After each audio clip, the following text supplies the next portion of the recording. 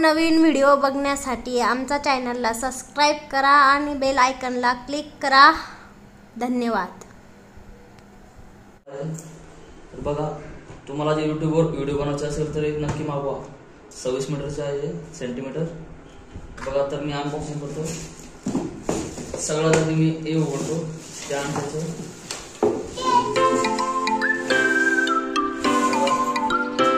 Stand असं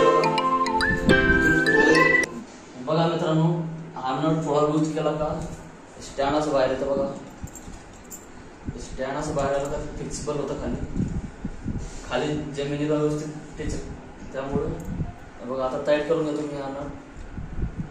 त्याच्यानंतर बघा हे त्याच्या आत बघा हे येतं, ते इथं ड्रॉईंग करायचं। बघा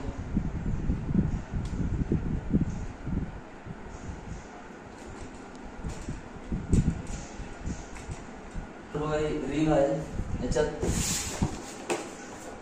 भरपूर 3 कलर येतात। त्याच्यात ते वेगवेगळे चेंज होतात।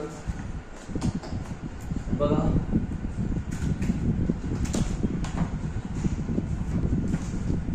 याच्यात एलईडी आहे। बघा मी आता बघा इथं ड्रॉईंग करतोय, इथं ड्रॉईंग करता येतं। बघा